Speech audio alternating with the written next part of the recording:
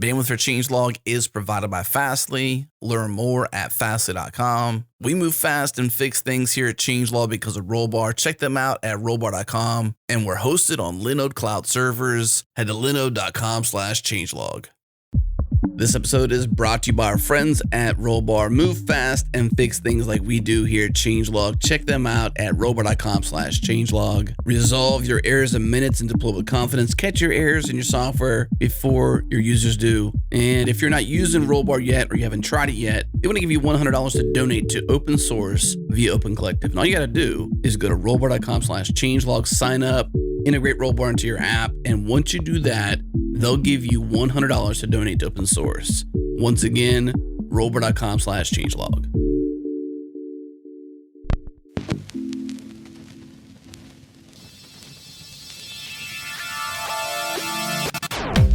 Hey everyone, Adam Stacoviak here, editor-in-chief of Changelog. Emma Wedekind just MC'd a live show at ReactJS Girls with a panel of 3 amazing women, Kate Beard, Eve Porcello, and Marcy Sutton. It was a great discussion covering the biggest challenges they've faced, how no matter who you are, imposter syndrome does occur and never really goes away, ways to support and encourage underrepresented groups and people to get into tech, and how to choose a topic when writing a talk.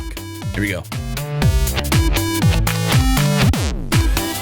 Welcome to the stage, Emma Wedekind again. She is going to be hosting a very special, a very live version of JS Party, the wonderful podcast. Please give it up for Emma.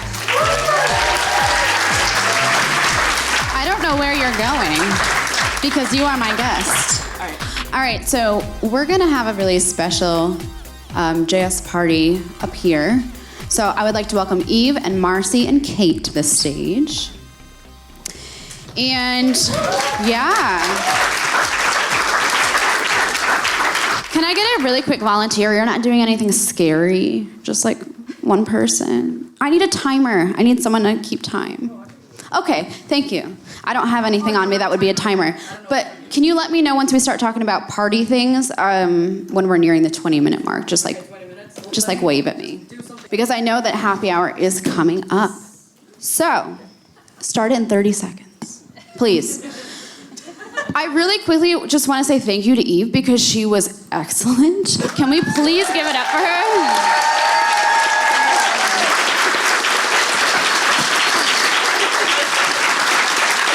I think they're on. Great. So if you haven't heard of JS Party, you might have heard of the Changelog. These are some really popular and really fun podcasts talking about JavaScript and web development and all sorts of fun things. And so I recently joined as a panelist, which is really cool. I think we live tape every Thursday, so you can always join in. And we go on the road. We do stuff like this, and so I'm really excited. We're basically just going to have a conversation as if we were just hanging out as a group. It's a party. So we all contribute to the community in different ways. I know Eve has written a book, which she so graciously handed out today. You've written a couple books, right? And Marcy, you do a lot of accessibility work. You've joined Gatsby. You teach things. And Kate, I don't know what your main medium is, if you blog or if you just are an awesome human. But we all contribute in different ways, and I would love to really quickly hear how you got started. So just a quick intro to how you got started in the community. How did you start contributing? All right. I got started coding. I used to be a project manager. I would work with a lot of developers. They would tell me a lot of things, and I would want to know if those things were true.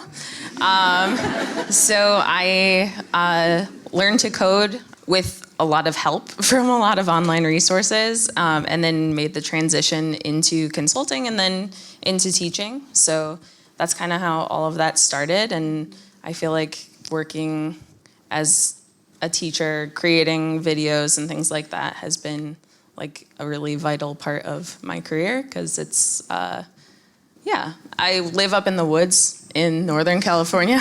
No one's gonna find out what I'm doing up there unless I give some of that, or make some of that stuff for people, so yeah.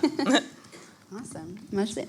Yes, so I went to school for photojournalism originally, and it was right when digital cameras came out and newspapers were starting to close.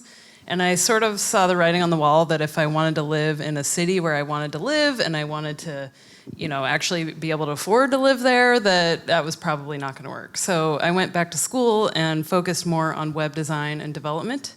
So definitely more the creative side, which still comes out from time to time, but I really latched on to coding because I saw it as a lucrative career. I mean, just to be honest with you. I don't think there's anything wrong with that. Not at all. Not at all. I think it's financial independence for a lot of people, and that was definitely true for me. Eventually, I found accessibility on the job, and I just learned that I cared a lot about it. So I gradually just moved closer and closer to it. I worked on the Angular team for a while, trying to make that more accessible. If you really want to get me worked up, you can ask me more about that. Eventually, I found my way into React, and I just really love how fast it is. And Gatsby came along, and they offered me a position as the head of learning. And for me, being able to contribute back full time and focus on doc writing and making the learning experience better, it definitely ticked all the boxes for me. So I'm pretty excited. Yeah. It's loud. I think I mentioned that I used to do photography and writing, so I think I've always enjoyed sharing stories and ideas and stuff. So when I was learning to code, I started going to meetups like Code Bar and stuff, and wanted to start, as soon as I felt comfortable, which still hasn't happened yet, by the way, start giving back by giving talks and stuff at meetups. And once I'd done that, I wanted to start trying to apply to conferences and give them there as well. So I think it's gone okay so far. And for those who don't know, this was Kate's first big conference talk, and I think she did excellent. Yeah. So. And I do have a blog on my site. It's a Gatsby blog, actually, and I have very good intentions for writing posts for it. I have a very long list, but haven't quite got there yet. Don't we all? Yeah.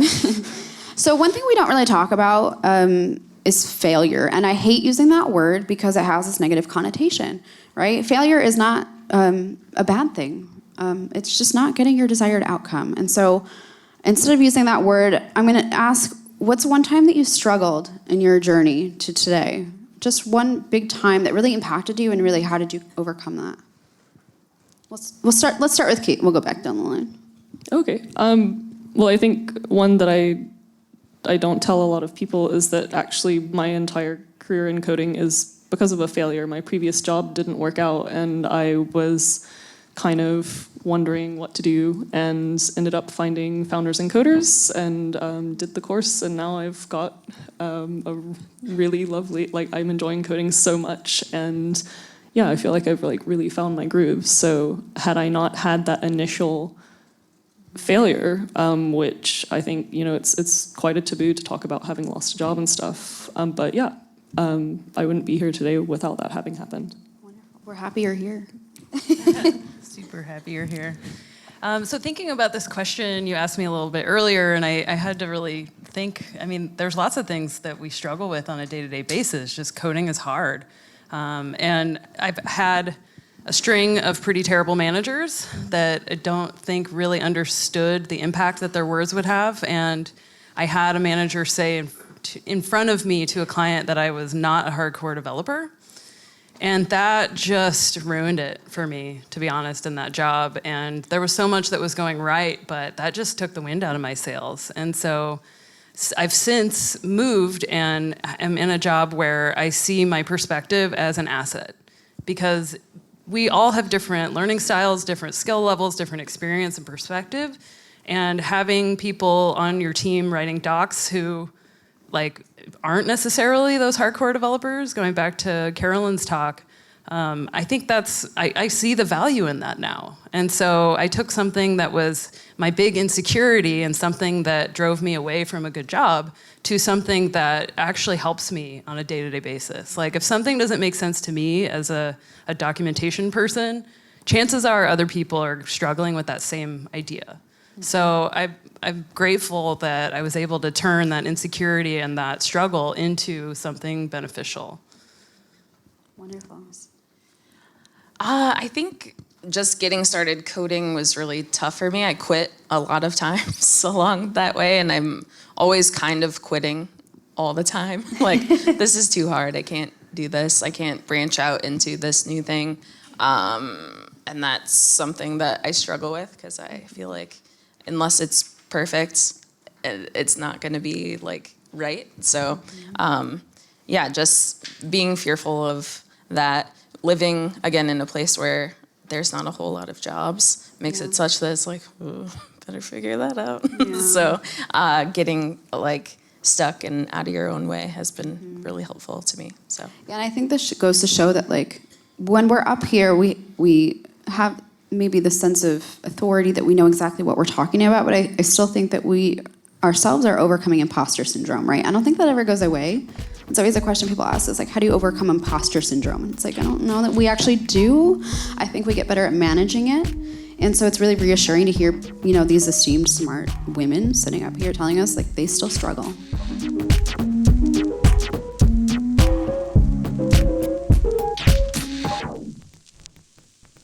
This episode is brought to you by Linode, our cloud server of choice, and we're excited to share they've recently launched dedicated CPU instances. If you have build boxes, CI/CD, video encoding, machine learning, game servers, databases, data mining, or application servers that need to be full duty, 100% CPU all day, every day, then check out Linode's dedicated CPU instances. These instances are fully dedicated and shared with no one else, so there's no CPU steal or competing for these resources with other Linodes. Pricing is very competitive and starts out at $30 a month. Learn more and get started at linode.com/changelog. Again, linode.com/changelog. And by Gauge. Gauge is a free and open source test automation tool by ThoughtWorks. The goal of the tool is to take the pain out of test automation, and to help with this, Gauge supports specifications of Markdown, which are easy to read and easy to write, reusable specifications to simplify your code, which makes refactoring easier, and less code means less time maintaining code. And finally, integrations. Use Gauge with your favorite tools and your IDEs in the ecosystem of your choice. Selenium, Sci Pro, CI/CD and CD tools like GoCD, Jenkins, Travis, and IDE support for Visual Studio, VS Code, IntelliJ, and more. Head to gauge.org/JSParty to learn more and give it a try. Again, gauge.org/JSParty.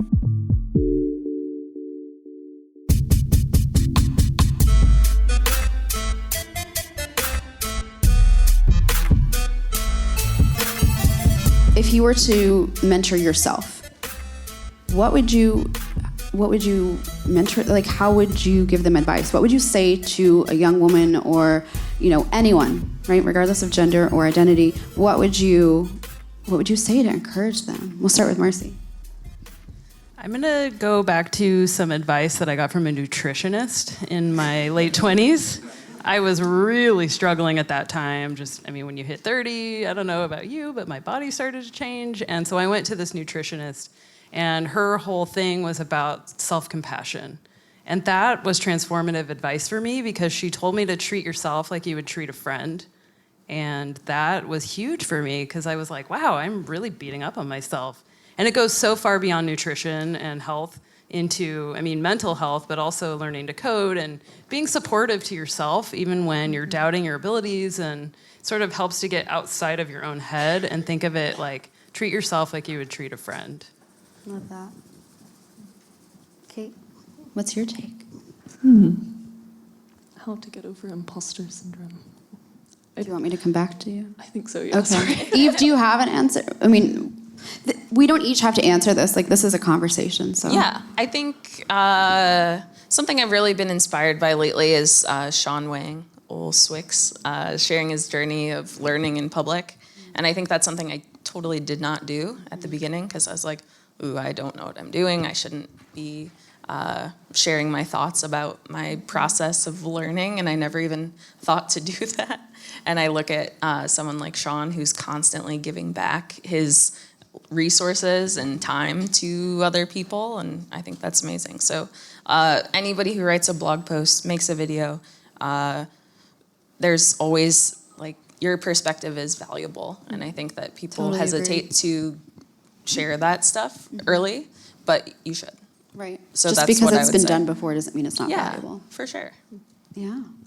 And I think perspective, like that's kind of the operative word for me. Like you mentioned that like we're up here and we have like some sense of authority, but like something that I think about a lot is that everyone's only ever sharing their own story and experiences, and like even the biggest experts, they're only able to share like what they knew through their experience. So like your experiences are going to be just as valid. There's rarely ever one single way to do something. So like you should share your experiences and share your knowledge as much as anyone else. Absolutely, I fully agree. So one question that we got on Twitter, which I found very endearing, was what advice would you give to people who want to support underrepresented groups?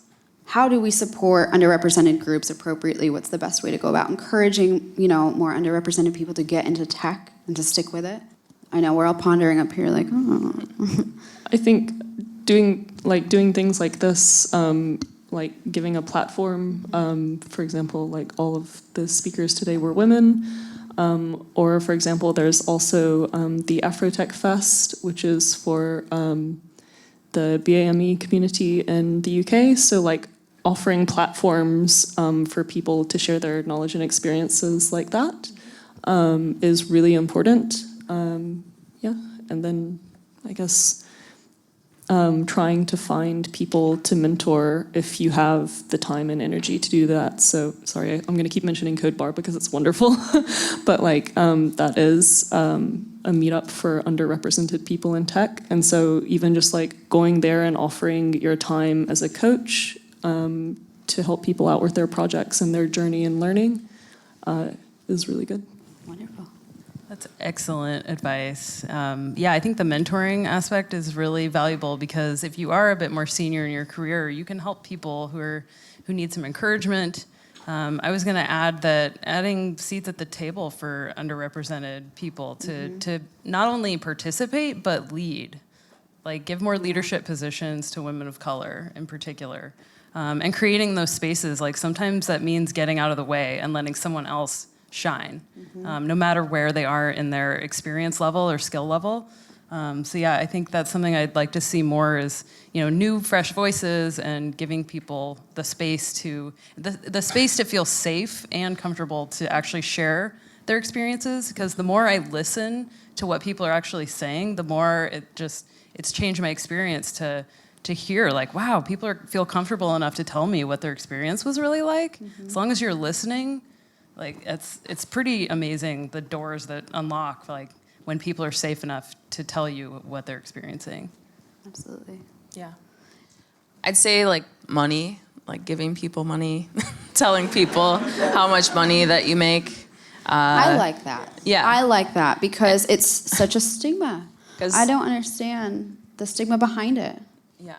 So and also sharing if you did something that you think was successful, tell other people about it, even if that's one-on-one. That's mentorship, obviously. But that really helps people out to think, oh, well, they negotiated this, getting this role, or this person was able to, I don't know. There's a lot of hidden bonuses taboo that go things, on. right? Yeah. Like negotiating salaries and getting raises, even like leaving a job for a better opportunity. Like these things are so taboo. And it's like, what you had mentioned earlier, like the money, it's an incentive. We work to make a living and to support our families. We just happen to love our jobs. And there's nothing wrong with that. And so I There's also nothing wrong with not totally loving your job. Yeah, like you need to pay your rent, and for a lot of people, it's a job, and that's okay. Right. I was going to add that I met with some women in my town of Bellingham, which is a bit lower wage of a market, and we had this lunch one day where we, in a small group,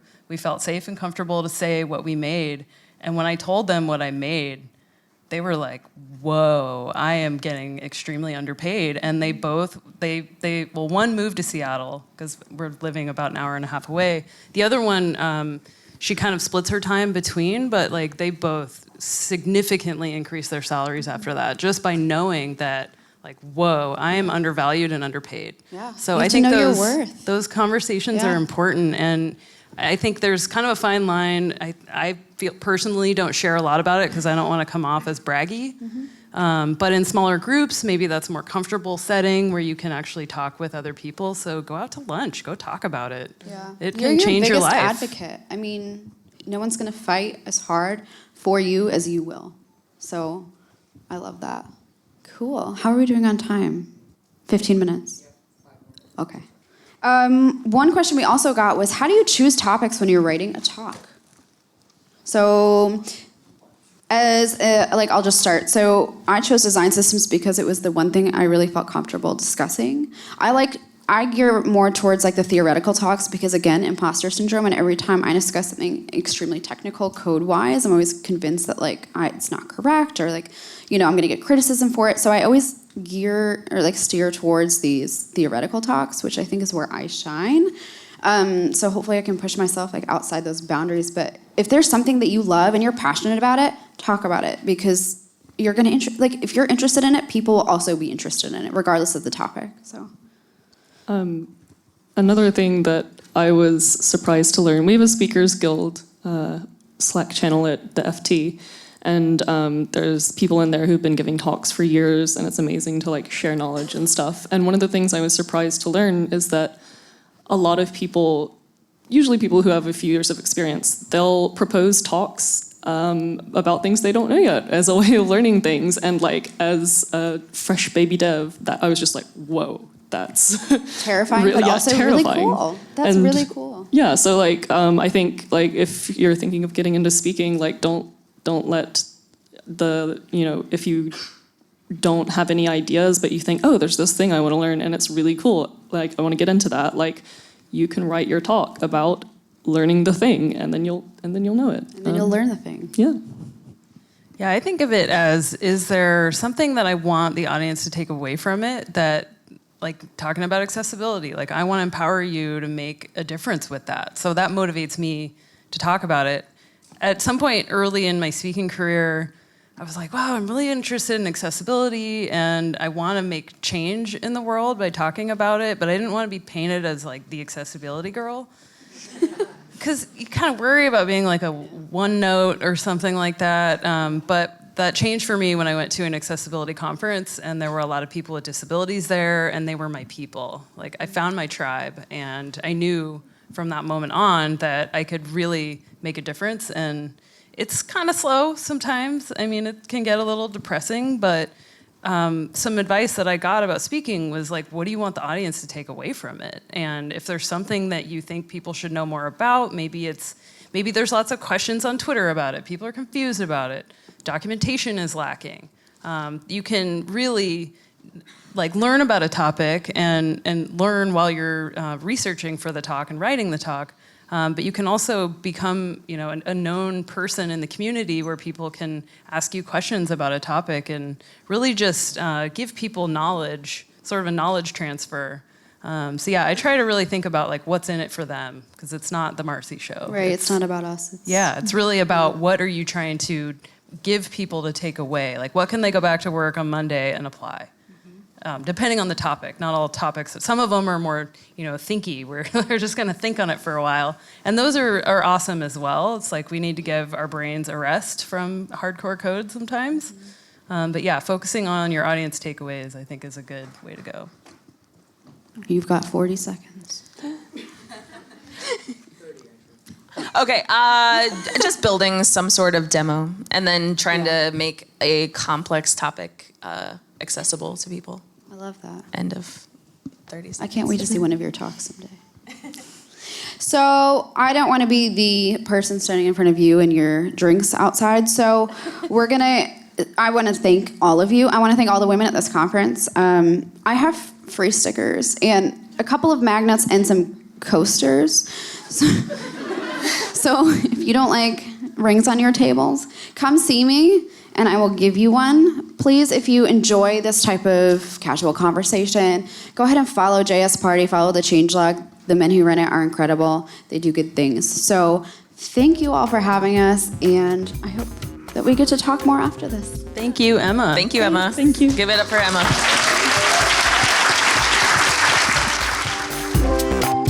All right, yes, give it up for Emma Wedekind. She did an amazing job representing us live in front of a studio audience.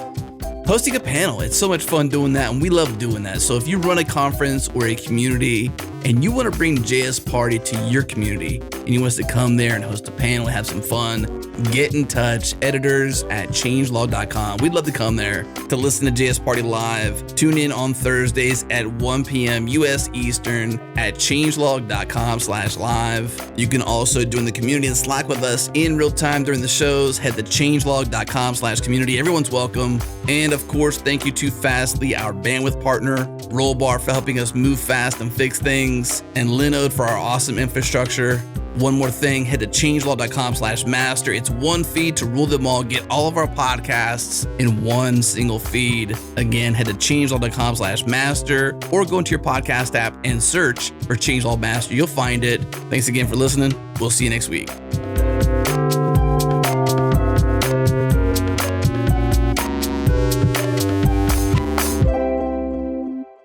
All right, because you've stuck in to the end of the show, here's a preview of Brain Science, our upcoming podcast coming out very soon. The easiest way to subscribe is to subscribe to our master feed. Head to changelog.com/master. Get all of our podcasts in one single feed, plus some extras that only hit the master feed, including Brain Science. Brain Science is a podcast for the curious. We're exploring the inner workings of the human brain so we can understand things like behavior change, habit formation, mental health, and this thing we call the human condition. It's hosted by myself, Adam Stacoviak, and Muriel Reese, a doctor in clinical psychology. It's brain science applied, not just how does the brain work, but how do we apply what we know about the brain to better our lives? Here we go. I think that's the most interesting thing I find with this subject is I've lived most of my life, well, I've lived all my life with a brain for one, but I've lived most of my life not even knowing or thinking about how it operates. And so my curiosity comes from, okay, now that I'm aware that the brain is the most important organ in my body. Without it, nothing else exists in terms of like being able to operate. It's the primary source of all things that makes our body our body. I begin to think, okay, well, now how does it actually work? So that I can understand different things about my life, my personality, why I love, why I hate, why I like, why I dislike, all these different things, habits, drive, willpower, all these different things play into that. And I begin to think like, okay, how can I know more about my brain? And when you mention these worn paths and these grooves, that means like whenever I'm mulling over a thought or having anxiety, the thing that I'm mulling over or having anxiety about becomes more and more true or more and more real as my neurons fire together based on what you said here with the power of thoughts is that if I keep thinking that way, it becomes more true to me than maybe somebody else because I've worn the path. Is that accurate to say? You're spot on. If I'm to draw an analogy, it would really be that our thoughts are the lens through which we see our world and make sense of it, which is how people can have such varied perspectives. The thoughts we have are really that powerful. If you can imagine them creating the fabric of so much of your world. And like I mentioned earlier about, sort of filing things according to our feelings, because we're more apt to remember things according to feelings. And so we want to be aware of the sort of circular nature of my thoughts and my feelings, and that like how I feel creates certain thoughts, and certain thoughts create certain feelings. And so if I want to feel different, I really need to do different, and I need to think different, because all of this is energy, right? I mean, you ever walk into a room or an interaction with an individual and it just sort of feels off, and you're thinking like, what did I miss? Or like, I couldn't put my finger on it, but something was off. Because there's feelings, and you catch vibes, because emotions are energy, and thoughts, just like the neurons that fire together, that's, electricity in our brain. It's certainly a deep subject, which I'm just barely familiar with, but basically our brain is, everything is electricity, as you're saying.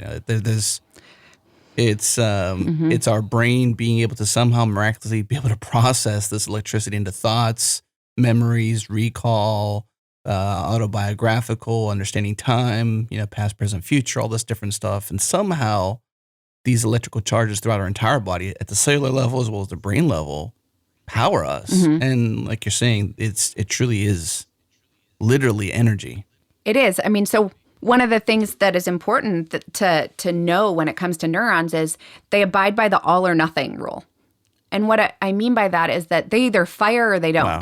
So sort of like that thing at the carnival with the hammer and you smack the weighted plate and it either goes to the top to ding or it doesn't. That's how neurons are. Gotcha. They get to a sort of threshold of excitement and then they fire or they don't. And so being able to be aware of the thoughts I think, for example, if I am having a really rough day, like maybe I pay attention to what I'm thinking about. Like, am I thinking about a loss that I went through? Am I thinking about a really challenging problem that I don't know how to overcome? Or maybe it's a relationship that I wanted to go differently. And then I don't feel very good. And maybe my stomach starts to hurt. And then I maybe start to get a headache. You know, all of our thoughts contribute to our own internal systems. And they shape who we are too. You know, like I said earlier, if I'm mulling over something or if I'm anxious about something, I just can't stop thinking about it. It, to some degree, can even reshape my personality because I think that's what we might call moods. Right? If I'm in a bad mood, it might be because I have an experience going on in my brain or my thoughts that I can't seem to shake away that's bringing me into a negative state. You know, my perspective in that scenario is that I can't get these bad thoughts out of my brain, or I can't stop being anxious or having anxiety about something. And therefore I yell at my wife, or I'm not so nice to my son because my mood is changed by my thought patterns. Yeah, you're spot on. And this is why I think it's so important that we can understand that it's really possible to change these. Mm-hmm. Because if you can recognize like, oh, I'm not really upset with my wife or my son. I'm feeling bad. Mm-hmm. Then again, I can put my lid on and go, what other options do I have available to me? Like maybe I need to go work out. Maybe I need to go write down some of what is in my mind so that I can change some of those thoughts. Or maybe I need to do some meditation or talk to a friend. This is how we cope with some of those negative thoughts and negative feelings as well. That's a preview of Brain Science. If you love where we're going with this, send us an email to get on the list to be notified the very moment this show gets released. Email us at editors@changelog.com. In the subject line, put in all caps, Brain Science with a couple bangs if you're really excited. You can also subscribe to our master feed to get all of our shows in one single feed. Head to changelog.com/master or search in your podcast app for Changelog Master. You'll find it. Subscribe, get all of our shows, and even those that only hit the master feed. Again, changelog.com/master.